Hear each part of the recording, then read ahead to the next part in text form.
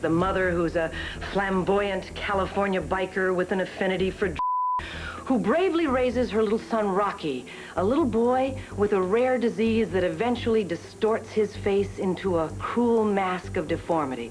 Okay, so you probably think you know the story. A disfigured boy, a wild biker mom, a tear-jerking Hollywood movie, Cher in leather, the whole package.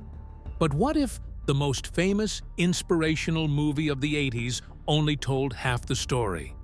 What if I told you that the real Rusty Dennis, Rocky's infamous mom, sat down before her death and said things about her son, her life, and that movie that absolutely nobody was ready to hear?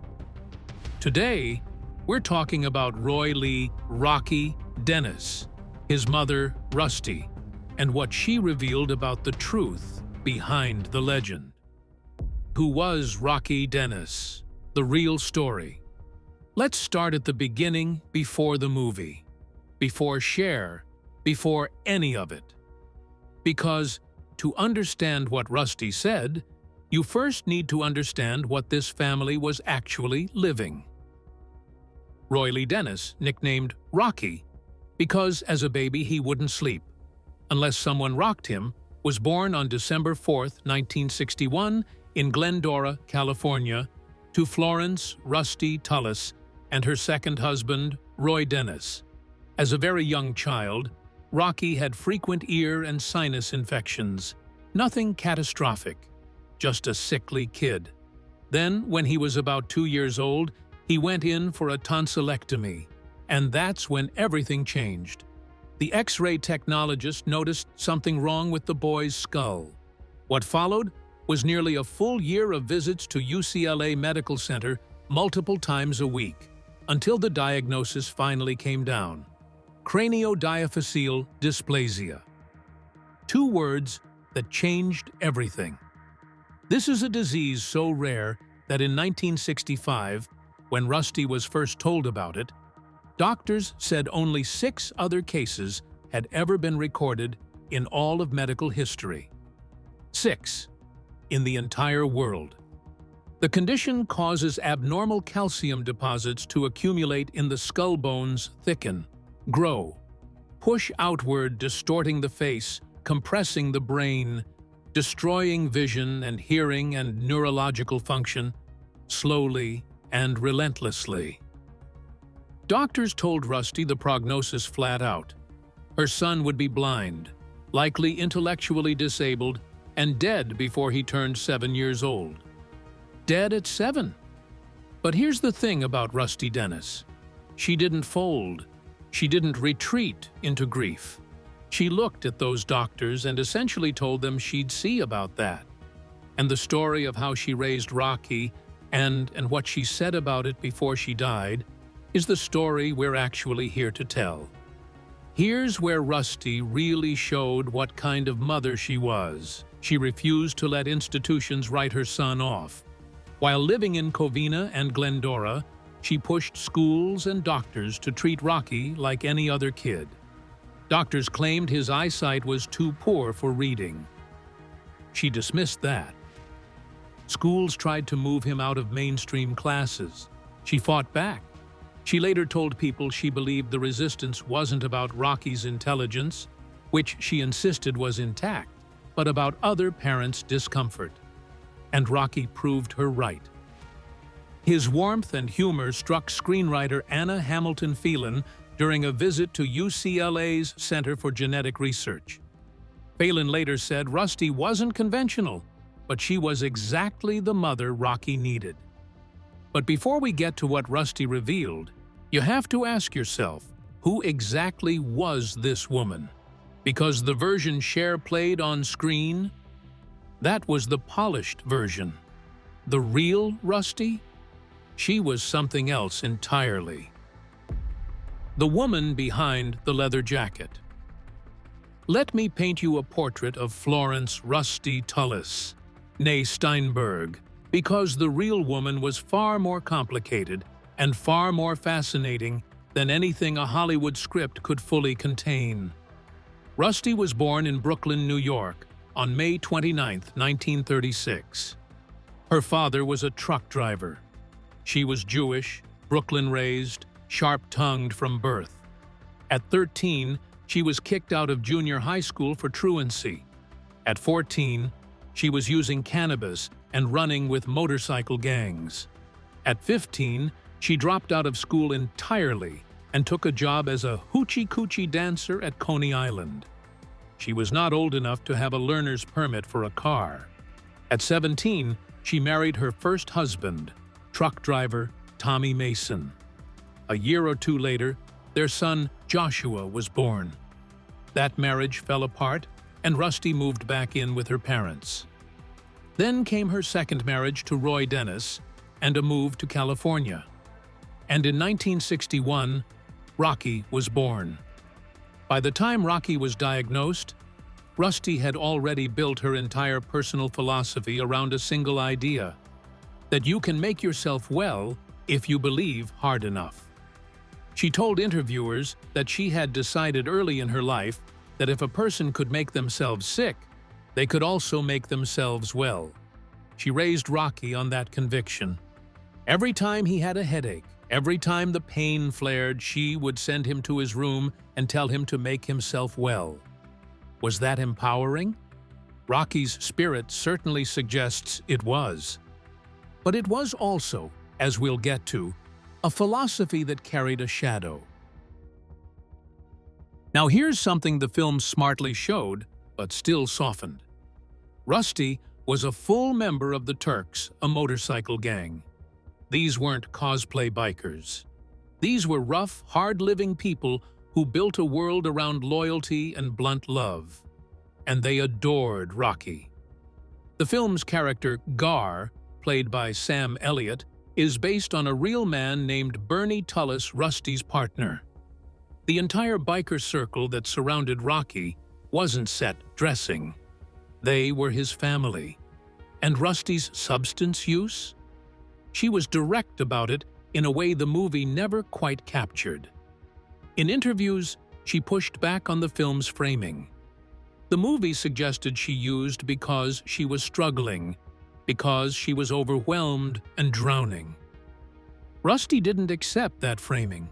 She said she partied all the time and substances were part of the partying lifestyle. That's not a woman in pain reaching for a crutch. That's a woman who partied hard and owned it. That distinction mattered enormously to her.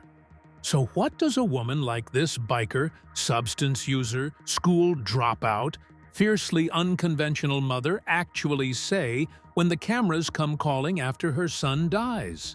Because what Rusty said about the film, about Rocky, and about the night he died, that is where the bad really starts.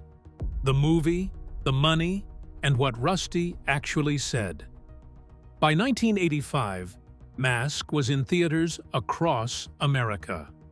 Directed by Peter Bogdanovich, starring Cher as Rusty and Eric Stoltz as Rocky. It grossed over $48,236,000 at the box office, and Rusty Dennis had been paid $15,000 for the film rights. I want you to sit with that number for a moment. $48 million at the box office.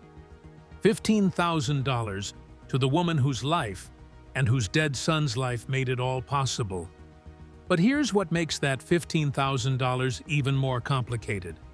According to the Mask Wikipedia entry and multiple interviews, most of that money went directly to pay medical bills for her older son Joshua, who was, at that time, undergoing treatment for AIDS. Rusty didn't sell Rocky's story for profit. She sold it to keep another son alive. When the movie came out, reporters descended on Rusty expecting gratitude, maybe some tears, maybe some gracious Hollywood praise. What they got instead was something far more interesting. She called the film a fairy tale, not a tribute or a beautiful memorial to her son. A fairy tale. Those were her words. Per the Chicago Tribune's 1986 profile of her, Rusty said, "I always thought showing Rocky's courage would help a lot of disabled kids, and the parents of disabled kids. Sometimes They are more disabled than their kids. I didn't realize the movie would be about me, too. Thanks to Cher's brilliance, I come off a kind of heroine. Read that carefully. She wasn't bitter about Cher's performance, she actually praised it. What she couldn't fully square was the shift in focus. She had imagined a film about Rocky's extraordinary courage.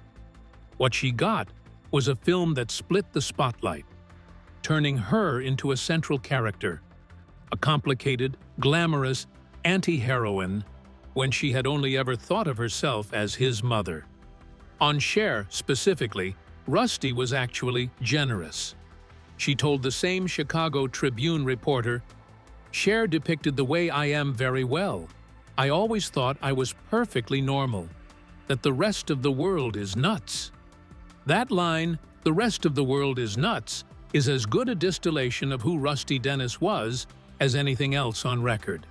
And the Chicago Tribune also confirmed the two biggest factual departures from reality that Rusty pointed out. First, the film compressed a decade-plus of events into what looks like about a year. Second, and this is the one that clearly stung her older son Joshua, doesn't appear in the film at all. He was simply written out of Rocky's story. Then there was the music. Rocky Dennis loved Bruce Springsteen. He was a devoted fan. Director Peter Bogdanovich built the entire original soundtrack around Springsteen's songs. But Universal Pictures couldn't reach a deal with Springsteen's label, Columbia Records, and quietly swapped the music for Bob Seger tracks without telling Bogdanovich. Rusty was not pleased. In a 1985 appearance on the San Francisco talk show People Are Talking, she said flatly, "I don't think Rocky even knew who Bob Seger was." That's a precise, devastating quote. And it was all she needed to say. Bogdanovich was so enraged he sued Universal for $19 million, claiming the music was swapped in violation of his final cut privilege. The Springsteen songs were eventually restored for the 2004 Director's Cut DVD 20 years after Rocky's story first reached theaters. But here's what really nobody talks about. Because all of that, the money, the music, the fairy tale, that's complicated, what Rusty said about the night Rocky actually died, that hits different entirely. The night Rocky died, and the truth in it. By September 1978, Rocky's health had declined sharply. He was 16 years old, and the disease that should have killed him before age 7 had finally begun to win. He was in a wheelchair in the final weeks. The headaches that had been his constant companion his entire life had escalated to a level that nothing could touch. On October 3, 1978, the family, Rocky, Rusty, and the biker circle around them, went out to a restaurant for dinner. Everyone could see how weak he had become. That evening, Rocky came home with a headache. Rusty did what she had always done throughout his entire life. She sent him to his room and told him to make himself well. He never woke up. Rocky Dennis died the following morning, October 4, 1978, at home in his sleep.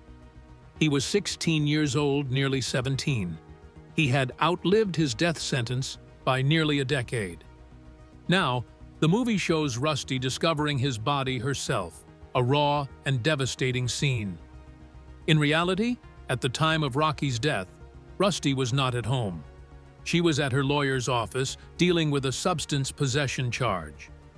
Her partner Bernie, the real-life Gar, called to tell her. That gap between movie and reality matters, not because it makes Rusty a bad mother, but because it reveals how much Hollywood smoothed the edges of an already jagged story.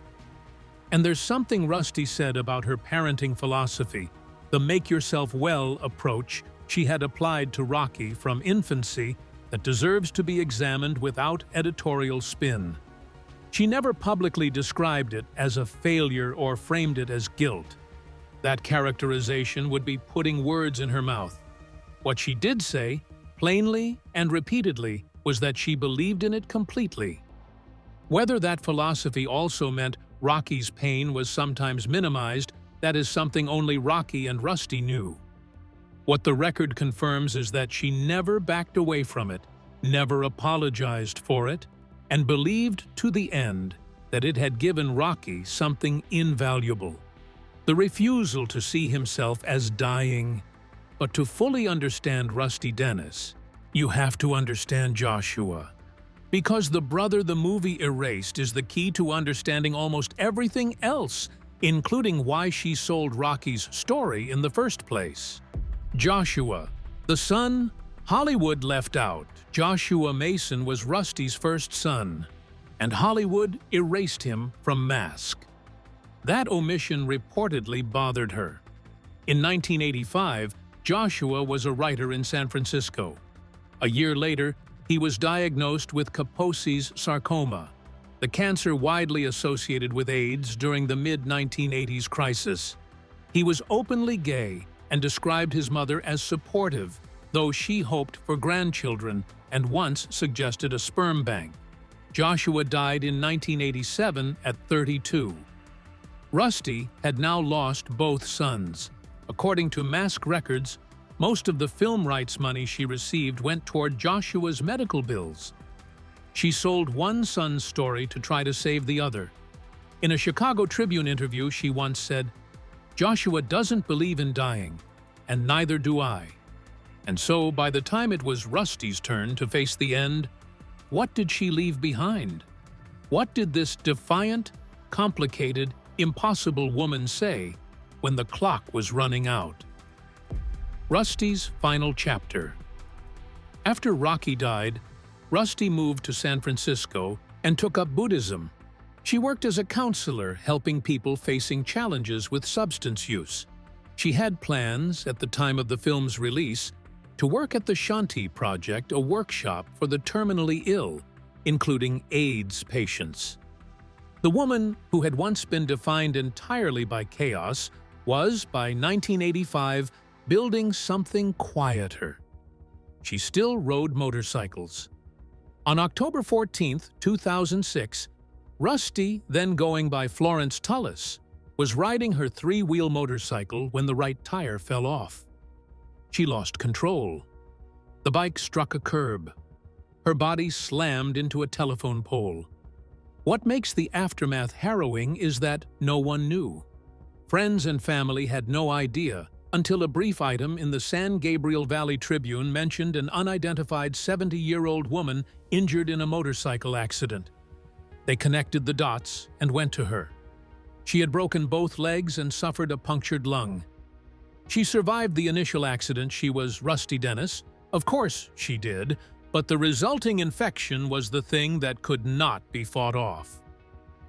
Florence Rusty Tullis died on November 11, 2006, at Beverly Hospital in Montebello, California. She was 70 years old. Before she died, she never stopped being exactly who she had always been. She said Rocky's death was just another place to go, and he loved going places. And she said that death was something she and Joshua simply did not believe in. She never asked, "Why me?" Not once. Not for Rocky, not for Joshua, not for herself. The Chicago Tribune profile described her in 1986 as a 49-year-old Jewish mother who had overcome substance use, go-go girl, and Shakely products distributor, living in a good housekeeping neat biker crash pad in San Francisco's ethnic Mission District, with one nephew and three bikers named Pelican, Lenny, and Steve. That description is one of the great character portraits in American journalism, because it's absurd, and it's real, and it somehow explains everything. And so, with all of that on the table, all the mess, the truth, the gaps between the movie and reality, what does it actually mean? The legacy, and what it all really means. Here is what the verified record shows us when we strip away the Hollywood gloss. Rocky Dennis lived 16 years, nearly 17, with a disease that should have taken him before he could read. He did it with wit, warmth, and a complete refusal to define himself by how he looked. He graduated Sandberg Junior High as an honors student after starting academically behind. He was elected best buddy, most good-natured, and friendliest camper. He tutored classmates for $3 an hour and negotiated the rate himself. He memorized the night sky. He fell in love at summer camp with a blind girl who could not see his face and saw everything else. He asked his doctor, when offered surgery to correct his features, "Who will I see in the mirror if I change my face?" He chose his face. His mother, meanwhile, was a Brooklyn-born biker with a substance habit, a truancy record, and a conviction that the world was more broken than her son. And she was right.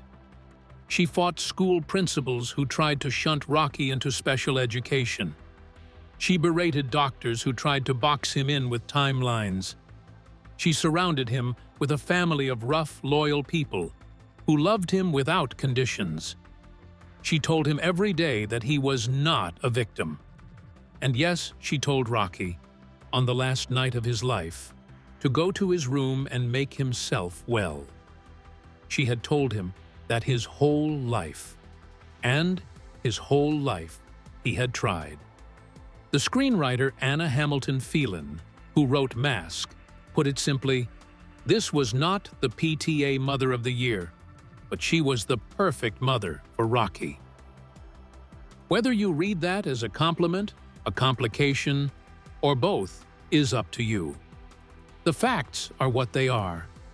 Rocky Dennis died at home, in his sleep, without machines, without a hospital, without indignity. His mother had promised him that, and she kept that promise. Rusty Dennis died November 2006, at 70. She died the way she lived, moving on her own terms, unable to stop. If you expected a tidy ending, a redemption arc, a moment of perfect maternal grace, Rusty Dennis was never going to give you that. She gave you something harder and more real. The truth, exactly as complicated as it actually was. And now you know. Drop a comment below. Did you know any of this before today? Because most people didn't. Like and subscribe if this blew your mind. Because we've got more real stories behind Hollywood's favorite myths coming every single week.